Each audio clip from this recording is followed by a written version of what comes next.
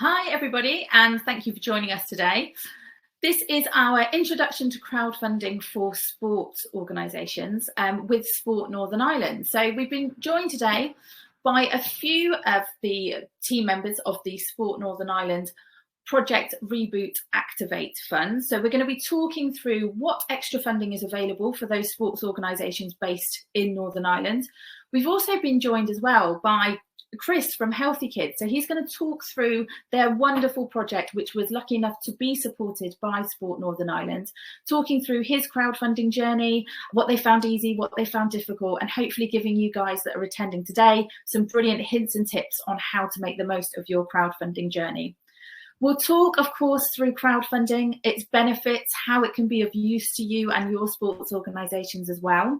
We have allowed 45 minutes to an hour for this session. That does include the contents of the slides, obviously our wonderful guest speakers, but we have allowed a bit of time towards the end as well for a Q&A. So please do type any questions that you may have into the chat box on the right hand of your screen. You may well see that there's a few messages from myself in there already, so do feel free to pop any questions that crop up for you throughout the course of the session in there. We'll try and answer as many as we can during the session itself. If not, we'll get through those towards the end in that Q&A. Just a little bit of housekeeping before we get started. I'm actually based at the Crowdfunder offices today, not that you'd know it in this incredibly bright room, but this is one of our meeting rooms. I do have a window ever so slightly open to the right of me, and it's quite a stormy day here in Cornwall. So please do bear with me if you hear any of those unexpected noises from outside or possibly the other meeting rooms as well. It is a shared office. If you find there's any interruptions with your internet reception, for example, then please do press the refresh button, which is just at the top of your screen there by your browser, and you should come straight back into the live room. As I mentioned, we've allowed 45 to 60 minutes for this session. We are recording this whole session as well, so we will make sure that we send a follow-up email to yourselves, and you'll be able to watch a replay as part of that as well in your own time. We aren't actually recording you, so all that we are recording is ourselves, so those slides and our guest speakers, so you won't feature in the recording. So by all means, sit there with a cup of tea, relax and enjoy the session. Okay, before further ado, let's get started. First off, if Craig and Angharad would like to join me, we're going to talk through the Project Reboot Activate Fund. Hi guys, are you there? Yep, I'm here. Hi Angharad, how are you? Good, thank you. Hi Craig. So there's a lovely amount of money available, isn't there, for those sports organisations in Northern Ireland. There's £400,000 available at the moment, and that's for eligible projects. They can receive up to £5,000, can't they, towards their project. So would you be able to talk through a little bit about the fund itself and maybe what types of projects you'd be looking to support? Yeah, sure. So thanks, Zoe, and thanks for the opportunity. I'm Angharad, and I'm the Programme Manager for Project Reboot, of which Activate's one of the strands. We're absolutely delighted to be working in partnership with Crowdfunder on the delivery of this project. It's part of our COVID response programs and developed as a result of consultation, where people told us that they wanted new approaches to grant funding, to be able to use new technology, and also to avail of partnership funding. So for us, crowdfunding provided us with all the ticks in the boxes to be able to do that. So initially we launched around about 12 months ago, and so far we have pledged on around 80 projects, around about 350,000 in total from last year and this year. And those projects have raised near enough £1 million already, so we're absolutely delighted with that. I'm pleased to be working on that. This year then, there is, as Zoe says, the 400,000 available in extra funding and up to 5,000 per project. Now, for this year, we have made a small tweak. So if you're in a rural area or in an area of greatest need, you can get up to 60% of your project total, and otherwise it's a 50% total. So because it's part of our COVID response programme, what we're looking for is new and innovative projects that tackle some of the issues that are coming up from COVID. So we know a lot of people maybe haven't returned to sport, so this is a way of trying to engage and re-engage people into sports clubs and organisations. We do look for eligibility in terms of organisations. So if you're a sports club affiliated to your governing body, if you're a community voluntary organisation, again, your primary purpose is delivery of sports activities. Same for a charitable organisation. And also new for September, October time this year is that we have tweaked the eligibility slightly to allow PTAs to apply as well for after school delivery. So that's just a quick overview of the project. If anybody has any questions or queries, as Zoe says, put them in the chat, or we do have a dedicated email address set up for the project. So you can send us an email into projectreboot@sportni.net at any time. And I think Craig's just going to put that into the chat box for everybody too. Wonderful, thank you, Angharad. I can see that email address is in the chat box, so do feel free to use that. Anybody that's got any eligibility questions and they want those answered direct by Sport Northern Ireland. I've also put a link to the fund itself in there, so again, feel free to click on that, have a read through the extra funding information, eligibility criteria as well, T's and C's is all there for you to go and take a look at. Would the both of you mind hanging on and coming back in for a Q&A at the end? We'll see if we've had any questions come through for you. Yep, that's no problem at all. Yep. Brilliant. Thank you so much. And we'll see you in a little bit. Thank you. Thank you. Okay, so some great information there about the fund itself. Hopefully that's going to be something where you are eligible for with your crowdfunding projects. Just a little bit of an overview of how you would actually go about applying for extra funding. I know some of you here may well not be that familiar with the concept of crowdfunding in terms of fundraising for your organisations. But what you would do is essentially put together a crowdfunding page, and that would be your project page. One of the sections of that page will prompt you to let us know about all of those possible outcomes of your project. So you'd need to tick a box, which would allow us to share your crowdfunding page information with our funding partners. That is key. If that box isn't ticked, unfortunately, we won't be able to match you with anybody. You'd also need to let us know your postcode, and that's in the early stages of putting your page together. That will make sure that you are being matched with regional funds if applicable, but obviously the Sport Northern Ireland Fund as well. We need to know where you are in the country. We'll also need to know who's going to benefit from your project. So that's the demographic of people that you're going to be working with, delivering your project to, and those possible outcomes as well. So for the majority of you here, it will be things, of course, like increased physical fitness. Maybe you'd be increasing mental well-being as well. There are lots of different things on the broader spectrum when it comes to sports organisations and clubs, where that ripple effect of what their project is going to do and how that taps into the local community as well. So do be quite broad, if you like. Do think quite wide on the spectrum of how your project is going to benefit those around you. Okay, in terms of the extra funding itself, I'm going to walk you through that journey. So you'd put that page together, you'd apply for the extra funding that you had been matched with by ticking those boxes that I've just mentioned. You put an application in for Sport Northern Ireland in this case, because your project has been matched. We think you could well be eligible. And it's a software system that does match you. So depending on what you answer in that tick box question page for your extra funding, that's how we would then match you with those relevant funds. So you've been matched with Sport Northern Ireland. You put in an application via your project page. That can take around 10 to 15 minutes. It's not a particularly long application because a lot of the information that you are providing will be on your project page. We encourage you to make sure your page is at a really good state where you're happy to go live with it. You've got a very engaging story on there. You're very clear as to your outcomes, what the money's going to be raised for, all of those things. If you put in your application to Sport Northern Ireland, at that point, you are more likely to have approval straight away because they'll get a really good overview of who your organisation are, what they're doing, what they're going to raise the money for, and how they're going to deliver that project. Once you receive approval, you will be tasked with raising 25% of your initial target through your crowd, through your crowdfunding efforts, reaching out to your community and bringing in those donations. And you'll need to do that via a minimum of 25 supporters. So when we talk about supporters, those are people that are financially contributing to your project. When it comes to extra funding, they need to be unique supporters. And by that, we mean that they have their own individual email address and they have their own individual banking footprint. So for example, if maybe a couple that have a shared bank account both decide to donate to your project, they will only class as one unique supporter because their banking footprint is the same. I hope that makes sense, but that's what you need to work towards, that first milestone. So 25 unique supporters, and once you've raised 25% of your initial target as well, that extra funding pledge will be released from Sport Northern Ireland onto your crowdfunding page. It will show in your target raised, and Sport Northern Ireland will become one of your supporters. There'll be a lovely little box that lets everybody know that Sport Northern Ireland have supported you.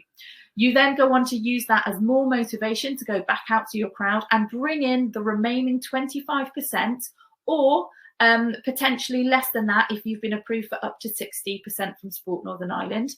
But essentially, you need to raise 100% of your target to secure that extra funding from them, and the money that you've raised from the crowd. So always think that you need to be raising either 50% yourself or possibly 40% if you've been lucky enough to be approved for 60% of your target from Sport Northern Ireland.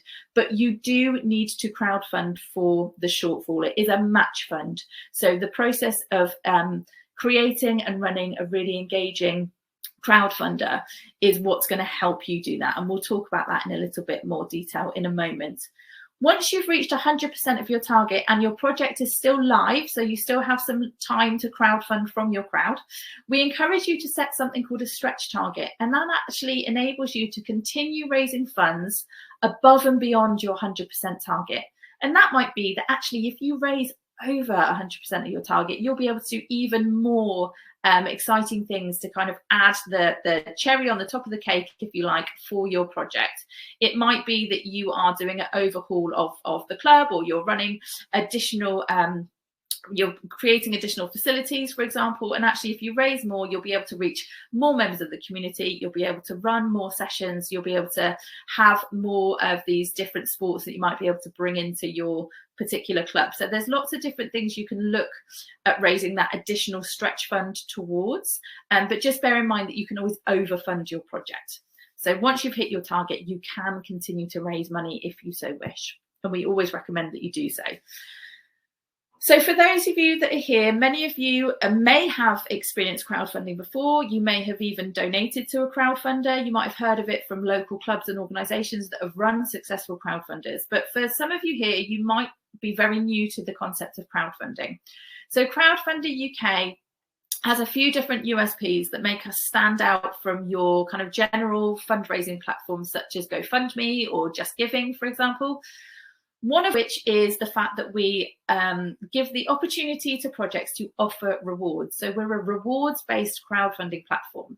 What that means is we give projects the opportunity to offer a benefit of some kind in return for a financial contribution. This works really well with sports clubs and organisations because you already have at your fingertips a lovely amount of rewards that you may be able to offer to your community by way of saying thank you for their support. That might be something as simple as a coaching session, or coming to try the sport that you offer as part of a community day, where people may pay a nominal fee by way of a reward, so claiming that reward to come along for the day and try the sport, maybe have a bit of catering offered in the clubhouse, for example, all the way through to things like corporate sponsorship, which could be a reward that's priced quite highly, a couple of £100 maybe, a couple of £1,000 even, we see. So those are things that we would call internal rewards, things that are essentially on offer from the club itself. It might be that you even have merchandise, club shirts, bags, whatever it might be that you already have in existence is a lovely thing to be able to offer by way of a reward. The one thing that works incredibly well, though, is to think about what we call external rewards. So you've already got your captive market, which is going to be your club members and those that are practicing the sport locally, that you can tap into with things like those coaching sessions, corporate sponsorship, etc., as I mentioned. But you also might want to think about, and we encourage you to do so, the wider community. So that's where you're going to go out and you're going to speak to people, local businesses on the high street, members of your network and your community that might be able to gift you a reward, which would have a slightly broader and mass appeal. So that might be discounted products or services. It could be a voucher for a high street venue or high street shop. Think about it in the way where in years gone by, you may well have been having a raffle at the club itself, and one of you would have had the job of going around and seeing what kind of donations of raffle prizes you would be able to get from the local community and local businesses. It's a similar thing. However, rather than just having them all on a table in the clubhouse and you're going to come and people are going to buy raffle tickets, you're going to list them onto your project page and you're going to give them a price, and then people are going to claim those as a reward. So you're going to have a lovely variation of different price points to encourage people to give at different amounts.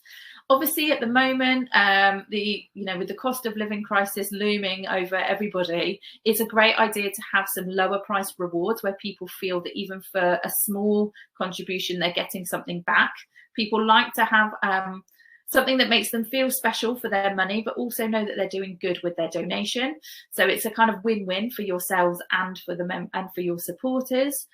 Do make sure that they're quite varied, that they have that wider appeal where possible. Think about products and services that people may well need in their day-to-day life at the moment, or experiences work really well as well. We find that certain clubs are great at doing things like maybe they'll do a community car wash and people need to buy a ticket for that via the crowdfunder, or odd jobs that the different team members might be able to do, whether that's gardening, mowing people's lawn or whatever it might be. Bring the team members and the club members into the rewards as much as you can. If things don't have a financial outlay for you, all the better. I appreciate that time is an issue as well, but if you're not spending money on your rewards where possible, then that's a great place to be. Let me just move myself out the way ever so slightly, pop myself down here. So again, for those of you that aren't familiar with crowdfunding or Crowdfunder UK itself, just to give you a bit of an overview, we're celebrating our 10-year anniversary next year. And throughout that time, Crowdfunder UK has supported projects that have come through the platform with over £274 million worth of money raised. We see up to 300 different projects adding on our platform each day. So there's a really, really lovely wealth of information there and resource for you to go and have a little look at what's come before you. Look at the Sport Northern Ireland extra funding page, which I've shared in the chat box. At the bottom, you'll see all of the projects that have already been supported by the fund. Have a look at their pages, see which, how the content resonates with you, see what kind of rewards they've had on offer. Make sure that you are taking inspiration from those that have been successfully supported before you have, and it will give you a really good starting point to pull your page together and know what works well in terms of supporter engagement. So put yourself in the eyes of a potential supporter.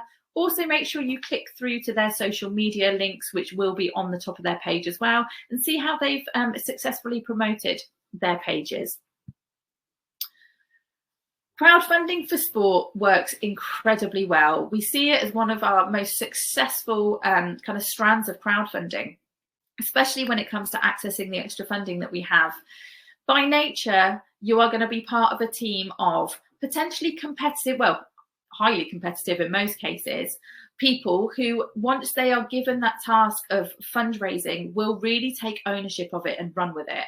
We also know that you have a captive audience already. You have not only those that are your club members, but you have those that are coming to support. So you have your spectators, you have people who may well already be using your facilities. So those collaborative organizations that you will have partnerships with. You will also more than likely have links to local press, local radio, where you've had coverage of your kind of sports fixtures in the past. So do make sure that you're making use of all of those networks, all of those strands of your crowd, to be able to really push your crowdfunder forward and engage all of those different elements of your network. You might find you need to change your messaging ever so slightly to make sure that you resonate with each of those different parts of your crowd, but you ultimately will have a very, very easily accessible core crowd that you can reach out to. Probably the trickier thing for you guys is going to be how you then push that further to a wider community. And that's where you need to think about striking that balance really between the group of people that believe in your idea. So that's going to be everybody that sees the value already. It's going to be friends, family, club members, team members, those, as I said, that use the facilities, that know that by you being able to deliver this project, they can see the real benefits to the community. You're also going to have a group of people which will probably come from the wider community itself that don't necessarily practice the sport, that don't necessarily have links to the club itself, but they've seen this really brilliant reward on offer and they would like to actually purchase that for themselves and know that their money is going to a good cause, and they can see the value overall in what you're doing, but they don't necessarily have those strong links with the sport or with the club itself. So striking that balance in your messaging, so your storytelling, and also the rewards that you have on offer is going to be a really strong position for you to be in to create that successful crowdfunder. Telling your story is probably one of the most important parts of pulling your crowdfunding campaign together. You want to make sure wherever possible that it's highly visual, that the information that you're giving across to your reader is divided up into paragraphs with headings and is quite bite-sized in its nature. You want to get as much detail as you can across as to who the club are, why they're crowdfunding, why that's so important to not only the club but the local community, so the impact, and then what the money's going to be spent on and how people can help you to do that. One of the best ways to collate all of that information is in a short video. You can pop a short little video at the top of your page. We recommend that it's only 1.5 minutes to 2 minutes long where possible. If you can create that video when you're on location, either at the club itself or at a game or whatever it might be mindful of background noise though. Do script the video, but don't overscript it. The most successful videos that we see are club members or people who are running the crowdfunder itself talking to camera on location and covering those questions. So who you are as an organization, why you're crowdfunding, what you're crowdfunding for, and how people can help support you. If you can answer those things in a small amount of time in a way that lets people know exactly what's going to happen with that project delivery. So you might have people that are going to benefit in the background. You might have the club itself where you're actually describing what you're going to be doing with the project, and then make sure the remainder of the page has lots of pictures. Again, use members, use people who are going to benefit from the project overall where possible, and then also make sure that you're going into detail with that community impact and who you are and what you're going to spend the money on. Look at those other pages, as I've mentioned before. See what resonates with you as a potential supporter and try and replicate that where possible. I've talked about rewards a fair bit. So rewards are essentially in place to incentivize people's giving. So you can see here, this is just a snapshot of some of the weird and wonderful rewards that we see on offer. Sports clubs are great at doing this because not only will their club members have hidden talents that they would like to showcase, that they might be able to gift a reward. You will have coaches that can offer things, but you will more than likely already have a link with local businesses, whether that be because they've sponsored or supported you in the past. You'll have your spectators that you can reach out to. And as I mentioned, you will have those potential collaborative community organizations that may well come and use your space. Reach out to all of them to see if there's anything that they could gift as a reward. So we can see here, just pick out a few. We've got a fish and chip voucher. You've got things like, where have we got? A week's bunny boarding. So, weird and wonderful. If anybody's got any rabbits that they need housing for a week, that's where they can claim that reward. The best way to think about rewards is you want to incentivize somebody's giving. So where possible, you want to list it at a lesser price than the RRP. So let's for a minute say that you've popped down to the local pub and they've decided to gift you a meal for two voucher with a bottle of wine. that would normally cost on average, let's say £50 for that meal for two, inclusive of a bottle of wine. They're giving it to you to put onto your crowdfunder. You're going to list it as a reward for maybe £40. And you're going to say that it would normally cost 50. So already you're incentivizing somebody to up their donation, if they so wish, to £40 to claim that meal for two, and they know they're saving £10 overall. Their £40 has gone to a really great cause to support you.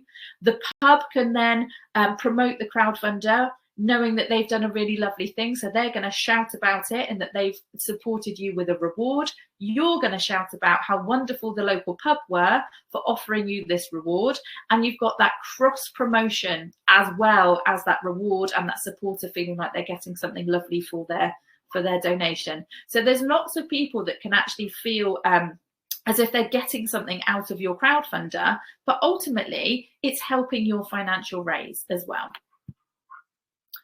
Okay, another way that people can get behind you, which works really, really well for sports, is we give you the option to turn your crowdfunding page, your project page, into something we call a multiplier. So we allow you to multiply your fundraising.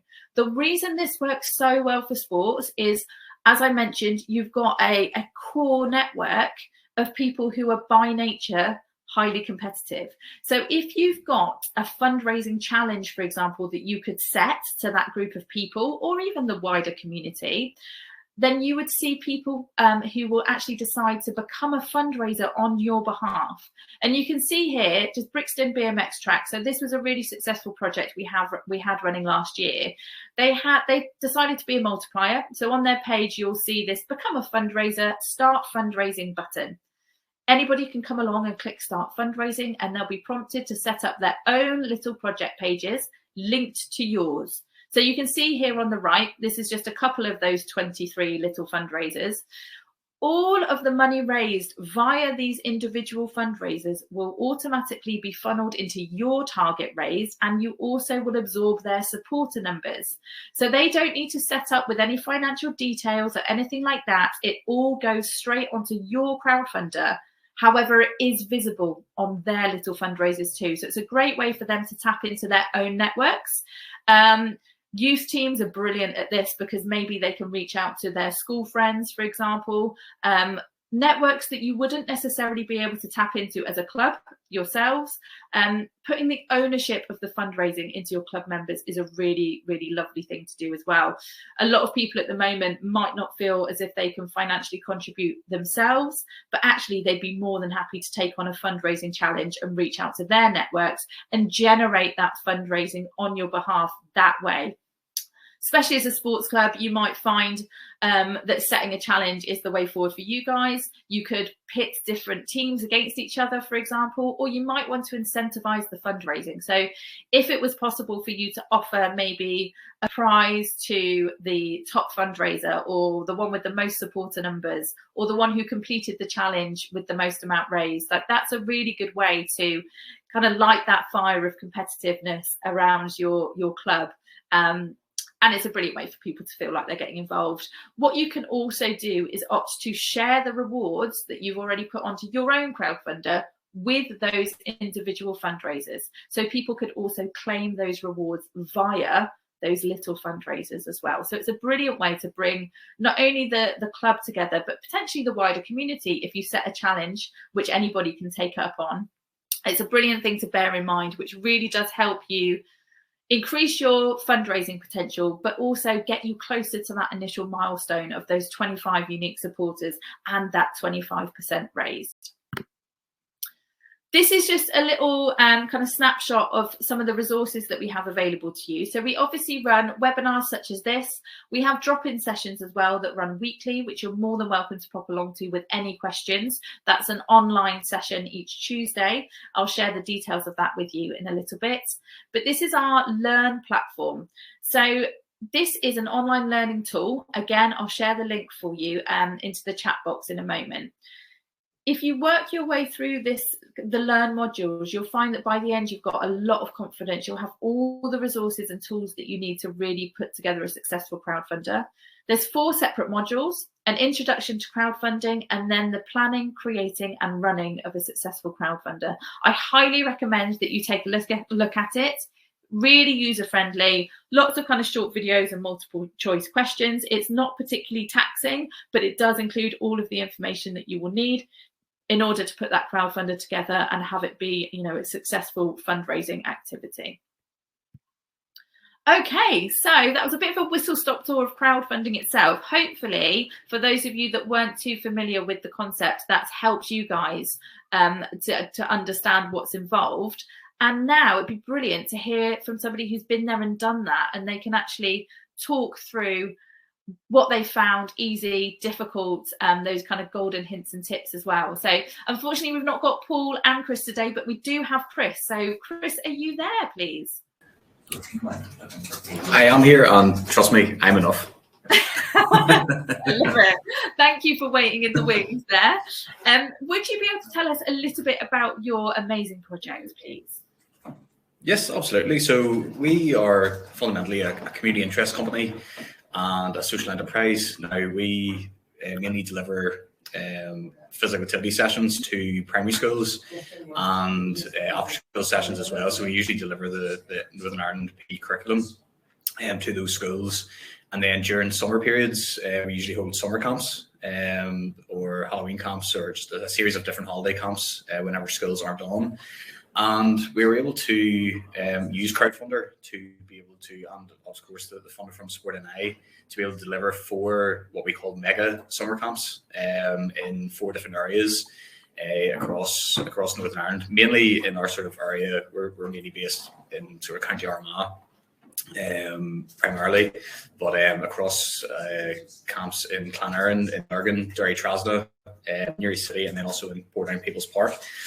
So we were able to open that up to instead of sort of the usual common price of £40 for a summer camp place, we were able to reduce the price that to half price. So for that, it was really good for parents. Instead of having to pay the full whack, they only had to pay half price. And that allowed for hundreds of kids to be able to take part over the summer then, and have that opportunity that they may not have actually had. So in those areas as well, those are areas of social economic deprivation. So we're able to provide those opportunities for kids that might not have been able to attend otherwise. So that was pretty much the project, and we're able to again offer different rewards as part of that too.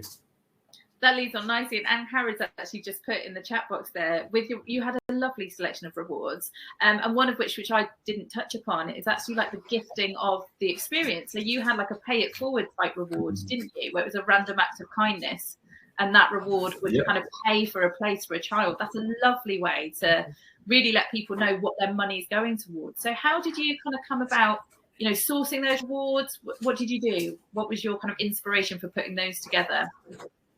Yeah, so that's probably it was probably one of the best things as part of Crowdfunder, but it's also probably one of the hardest ones to try and come up with different ideas. So I was really keen whenever you were talking through the different ideas, previously there, and what other organisations had actually used. So yeah, Random Acts of Kindness was one that was great. I was able to, for a few kids that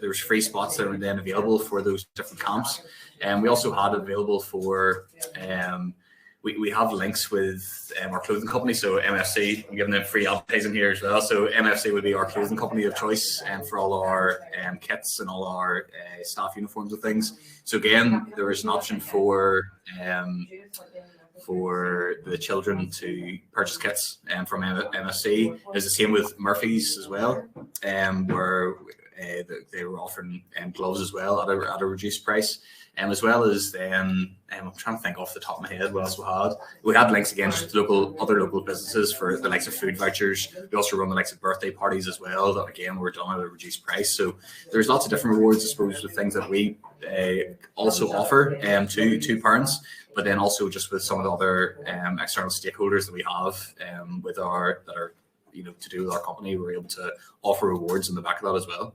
Amazing. And so overall, why did you decide to kind of crowdfund for a way of fundraising for the mega camps? Was it something that you'd heard about previously, or was it all kind of new to you? What brought you to crowdfunding?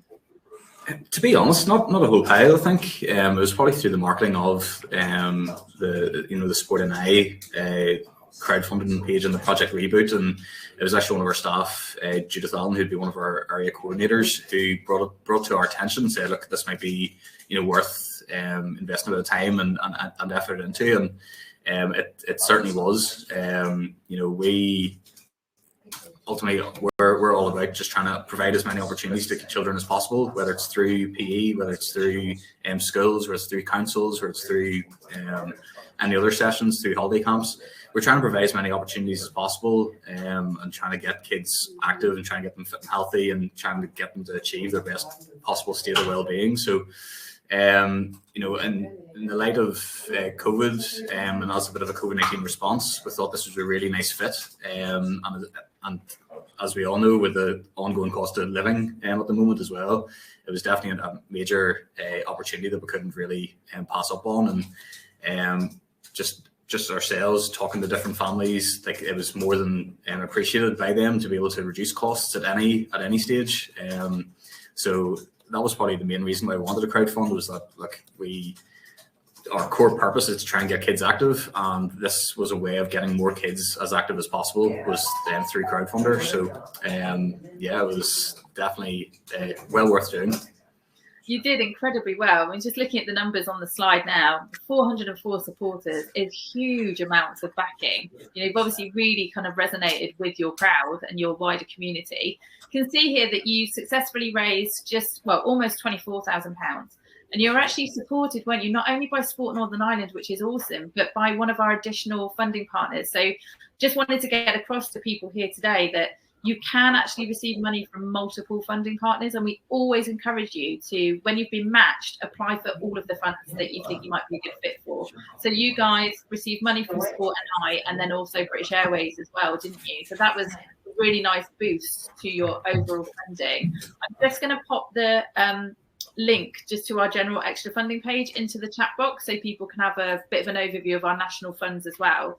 But we often find that actually projects that have been supported by one of our funding partners, the other ones like to get on board as well, because they can see the value if somebody else is already supporting them. So do be sure to check all of the additional funds as well. But obviously, primarily, we're here to talk about Sport NI. Did you find the application process relatively simple? Was it quite straightforward, as opposed to comparing it to, say, grant bid writing, which we know can be quite a laborious task when you're looking to receive money through grants? Hopefully it should be a more streamlined process doing it via the crowdfunding platform. Would you agree? Did you find that quite straightforward? Absolutely. Now, we did have a team of around 3 or 4 people, I suppose, working on the platform, and it was all very, very easy to navigate. There was generally the sort of 9, I think there's about 8 steps on Crowdfunder, and then an additional step for the Sport NI, the actual application part, which sounds like quite a lot, but it's a very easy step-by-step process where some of the slides that you showed were able to showcase that, where you're just inputting information which it's probably information that you readily have available, or most organisations have readily available anyway. So it was nothing major, and it was actually quite a fun process as well, with being able to get different kids and parents and principals and whoever else involved in the video making process, and it was just a really good process from that end. But then also on the back of it, the PR and the marketing that we were able to get on the back of it was massive. And just to touch on what you sort of said before about the additional grant, the additional funding that came in from British Airways, that was an additional £4,000 that we didn't expect at all. We were able to reach our target within the first, I think, 3 hours, which was crazy, of the crowdfunder actually going live. And then obviously the Sport NI grant obviously hit then, which boosted it, and then people just kept purchasing places, kept getting the additional rewards, and then British Airways then of course came on board as well with, I think it was just over 4,000. So it was from start to finish, it really was a fairly easy fairly easy process. And like we have filling out, I'm actually sitting opposite our grants officer at the moment, and he's no doubt filling out application forms as we speak for different council applications, whatever else. So I know he's getting grayer as the minutes go on here, as I look at him. But with Crowdfunder, that certainly wasn't the case at all. So would highly recommend anybody to at least give it a nosy anyway, and see what you think. Amazing. I think you highlighted some really key points there. Having a team around you really helps. So whether that's, even if it's friends that aren't part of the organisation, making sure you've got people you can kind of lean on and maybe delegate to if possible. And including those that are going to benefit. You're really fortunate you've got all those kids that you can potentially kind of lean on and say, right, we need to put a video together, or we need to get some pictures of you guys being active for the crowdfunder. But they get really excited about it. The people that are going to benefit from the crowdfunder want to see it happen. So do make sure you're including them where possible in not only your story, but maybe videos, promotion as well. Keeping that promotion nice and varied is often key. Did you find, it's a bit of a tricky question because you basically hit your target so quickly, but did you find that overall there was a bit of a lull in kind of donations coming in at all, or was it quite a steady, you hit your target so quick? We often see there's a bit of a lull in the middle, but you guys just kind of stormed it, to be honest. Yeah, no, there definitely wasn't really it was just one sudden burst at the start, and then after that there's obviously still some coming in. But if you're I just know I was looking at the our crowdfunder dashboards earlier on this morning, and just saw the graph, and it's just this massive spike at the start, and then just everything is just incomprehensible in comparison. So it's I wouldn't say there was a lull, but definitely just straight off the bat, I don't know whether our marketing team just they obviously done something right, but for us to get them into pledges that we did, and as early on in the first day was complete madness, if we're honest.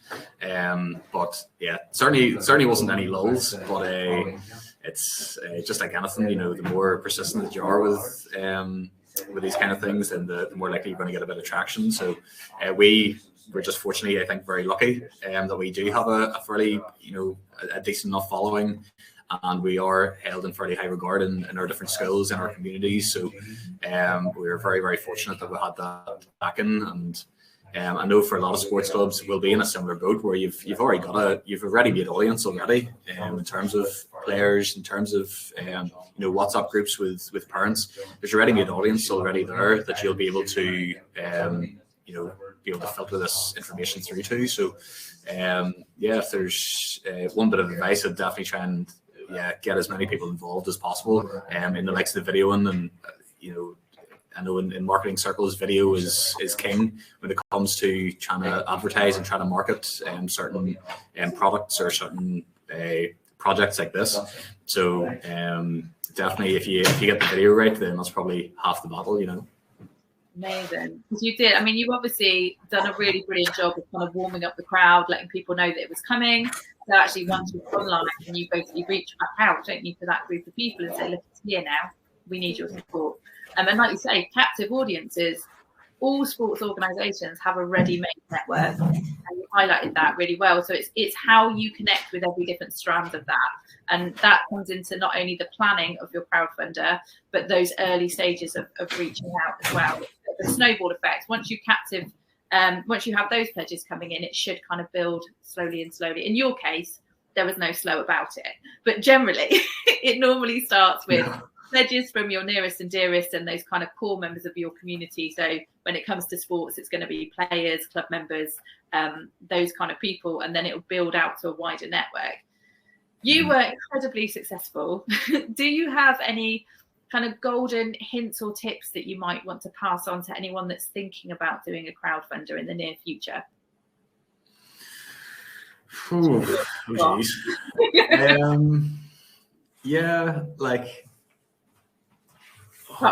do it. We get just sign up and do it quite a lot. I just sign up and here you'll have 24,000 overnight there. You'll be sweet. No, definitely not. No, as I said before, definitely the video I think was a massive help in terms of our own, I suppose, social media and across our website and whatever else. Like we were able to, because the video was I suppose coded, and it was able to send the message in no way that, you know, no amount of text will get that same message across. But if you have the likes of the sports clubs, if it's a parent teachers association, if it is you know, nursery, whatever it is, you know, just try and get as many, just how you pass that message across will be key to probably how many pledges you actually end up receiving. So I'd say if there's anything, probably get the video, take a bit of time, make sure that it's right, and then the video will be your key piece of your key nugget of marketing that you'll use to be able to advance this. So get the video right, and I'd probably take a bit of time investing a bit of time and investing a bit of potentially initially just to get it professionally done, and you'll get the money back in spades. So amazing, thank you. I'm just putting a few little links into the chat box here. So you mentioned there the video. There's a link to the Knowledge Hub, which is a really brilliant resource that we've got on our platform that's full of loads of different articles from every different stage of the crowdfunder. So we tell you how to put together a good video. We tell you when it comes to promotion about how best to communicate with your crowd. So try not to have blanket messaging. If you know you're going to be speaking to club members, what resonates well with them? Why do they want to see the project happen? Versus members of your wider community, as I said, that might not have links to the sport itself, but can see the value. How do you get the message across to them? It's 9 times out of 10, it's going to be a slightly different message that you're promoting. But as Chris mentioned, that video is going to kind of encompass all of that, because you're going to be able to demonstrate the impacts, who's going to benefit, why people are crowdfunding. So if you can get that kind of solid, that's going to be a really great tool. And don't be afraid to use video promotion outside of that as well. You know, people like to see videos and images when you're promoting on social media, etc. So try not to just be too text heavy and too we're crowdfunding. Think about other things that are happening outside of the crowdfunder, maybe fixtures that you've got coming up. Shout about those, and then pop a link to the crowdfunder underneath. Keep people coming back to your page for various reasons. Try not to get them a bit fatigued with the message of crowdfunding. So be varied in your promotion is a really good idea. That is amazing, Chris. Thank you so much for all of your information. I imagine that you've given a bit of inspiration to those that are here. Let me just move on a moment to our Q&A and see if we can invite back Craig and Harrod as well. See if we've got any questions coming in through the chat box. Are you there, guys? And Harrod, Craig? Might have lost them. Yep. Yep, still here. Welcome back. Thank you. We've just had one question come in at the moment, but I would like to open up the floor and just see if we've got any more questions that people would like to ask. If you've got anything specific for Chris or about the fund itself or crowdfunding, please do pop it into the chat box. So the question that's come through from Ian is, how long does Crowdfunder hold onto the funds? So essentially, whilst your crowdfunder is live and you are crowdfunding, the money, any money that you've raised sits in a bit of a holding account. We work with a third-party provider called Stripe. You have to go through some financial verification stages when you're setting up your crowdfunder, and that enables us to keep your money sat nice and safely in an external provider. Once your crowdfunder closes successfully, so you've hit 100% of your target, then you will have a payout from crowdfunder minus any fees, and that's normally around 5 to 7 days after the close of your crowdfunder. If you've been approved for any extra funding, that actually sits in a separate third-party provider, and that can take a little bit longer. It's around 7 to 10 days for a payout of extra funding. That's because there's just a few more steps of due diligence that you would need to go through. So you'd need to have something we call your funding wallet verified, and that's where you let us know a little bit more information about the organisation itself, and the few different documents that you'd need to upload just to verify that you are the sports club that you say you are, and that your organisation structure is that you have said you are during the setup of your crowdfunder. In terms of fees, I have actually popped a little link in the chat box. For sports organisations, voluntary clubs, they are not subject to any platform fees. So platform fees are the fee that we would charge to host your project, to have access to all of the wonderful online resources and things like that that we offer. So you are not charged platform fees. However, every single project on Crowdfunder is subject to transaction fees, and the different fee bracket that you will fall into, you need to look at the actual table itself that I've put in there. But as I mentioned, we do use a third-party provider, so those fees are passed on to the project. Unfortunately, we can't do anything about that, and all of those fundraising platforms do a similar thing as well, but the fees are fairly nominal. One thing I should mention, and you guys probably did this, Chris, is when you're setting your target, do make sure that you are allowing for any of those fees and things to be absorbed. So to make sure that the money you come away with at the close of your crowdfunder is the amount that you need to make that project happen. So you might have a target in mind and think about maybe increasing that by around 5 to 7% roughly, just to absorb those transaction fees. And also maybe if your rewards that you have on offer, if they come at any financial cost to yourself, make sure that's absorbed. Try and ensure that the money you're raising comes directly to the project that you want to deliver, and you're not having to pay out for things from that financial raise. So absorb all of those additional costs if you need to. Okay.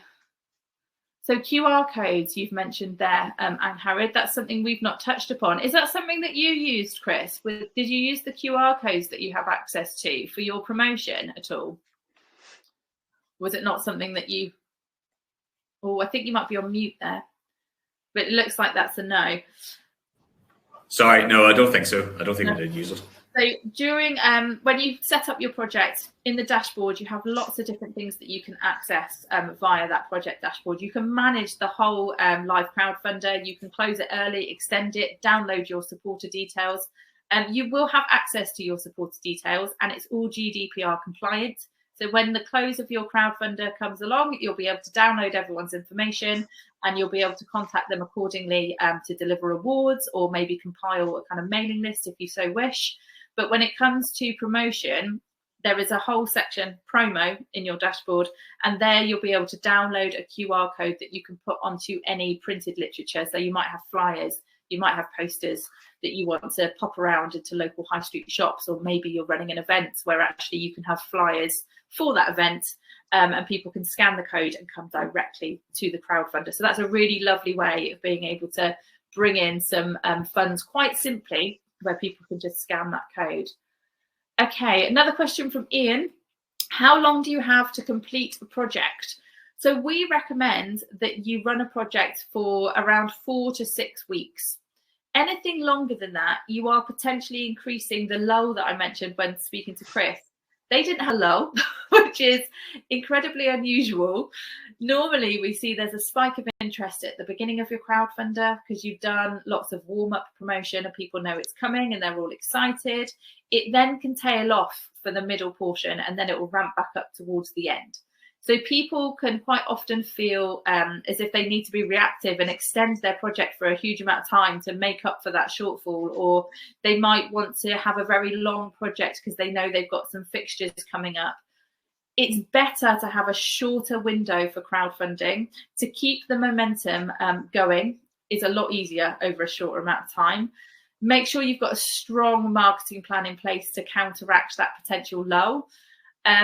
4 to 5 weeks is optimum. If you can put it over or run it over a couple of different paydays, that works really well. Or if you know you've got some important sporting fixtures coming up, then it's a great idea to incorporate those as well, where you might be able to have those running with fundraising events and piggyback off those in terms of promotion and fundraising. But really, in terms of a fundraiser, we don't like you running for more than 10 weeks. Is there any stipulation, Harrod, with the fund itself as to how long people are required to run for, or is there an upper limit that you're aware of? I think it's just what's in the crowdfunder, terms for what you would normally kind of be expecting. But I think, there is some flexibility our end. If people are coming towards the end of their project and they aren't quite at 100%, then we do kind of try and help people to extend that just for a little while, just so they can maximize their crowd and try to get to that 100%. So we are flexible in terms of end dates for projects. Amazing, thank you. And we, ultimately we all want to see you raise that 100%. So keep up that communication with Sport and I and ourselves. If you feel as if you might need a little bit of extra time, but ultimately in that planning stage, try and have a deadline in mind and try your hardest to have that kind of solid marketing plan in order to bring in those donations within a set amount of time. My advice would be, don't rely on the fact that you might be able to extend. It is an option, absolutely, but short and sharp is really what you want to consider for the crowdfunding exercise overall. Okay, well, I think, what time are we on? We've done really well. We're 5 minutes to the hour. I think we've covered quite a lot in terms of crowdfunding itself and the fund. Just a few next steps for people. In terms of what to do next, take a little look at our Learn platform, which I will just quickly pop into the chat box for you as well. So you've got that link. And as I mentioned, we will send out that follow-up email, and that will contain all of the relevant links that you need to kind of make these next steps. Pop that in there for you. Have a look at the extra funding available. You should know more now about the Sport Northern Ireland Fund, and hopefully that will be relevant for the majority of you here, if not everybody. But do take a look at those additional funds beyond that as well. You can apply for multiple funds. If you have any questions about the eligibility itself, you can always contact Sport Northern Ireland directly. The email is in the chat box, and again, we'll put it into the follow-up email. And explore other projects. Make sure you've got an idea of the kind of projects that are being successfully supported by Sport Northern Ireland. As I mentioned, put yourself in the eyes of a potential supporter, look through to their social media links and see how they've been promoting. Try and replicate that wherever possible, and you'll know that you'll be onto that successful formula. Just a few more questions quickly that have come through before we wrap it up. Question from Sue. Is there a reporting requirement after the project to prove delivery targets agreed with Sport Northern Ireland? And Harry, that's one for you, really. Is there impact surveys and things that would need to be completed? Yeah, so there's a pre-campaign survey just on when we've agreed the pledge, and then there's a post-campaign survey. So once you've finished, that's more about us kind of understanding how you find the process of raising money through Crowdfunder, a bit of a learning for ourselves in terms of anything that might need a tweak as we go along. And then at the end of the project, we'll be around about next June. There is a short survey online survey to complete too, just in terms of providing that additional information back to us in terms of how your project went. But it's more of an invitation to complete that rather than a requirement. But most people did complete it for us at the end of last year, because it is a good opportunity for people to to tell us a little bit more about their project and what they've delivered. Amazing, thank you. Just one more quick one through from Ian. Can an individual buy more than one reward? Of course. So supporters can claim more than one reward if they wish. They can claim a reward and then top up with a donation as well. People can financially contribute multiple times to your crowdfunder. That's encouraged wherever possible. Just be mindful that when it comes to those supporter numbers to release extra funding, that supporter that's claiming multiple rewards will only count as one unique supporter. But of course, you want to encourage multiple donations or multiple reward claims wherever possible, because ultimately you want to see that money coming into your project. So I hope we've covered as much as we can that's going to be of use to you all today. Thank you so much for attending, and thank you, Chris and Harrod, for coming along as well. As I say, those next steps, please do work your way through the Learn platform. Have a look at those other projects and the extra funds. If you have any questions, by all means, contact Sport Northern Ireland or Crowdfunder, so support@crowdfunder.uk, sorry, or pop along to one of the drop-ins, and the links are in the chat box for you. It was really lovely to have so many of you here today, and good luck with your crowdfunding projects. Thank you, guys.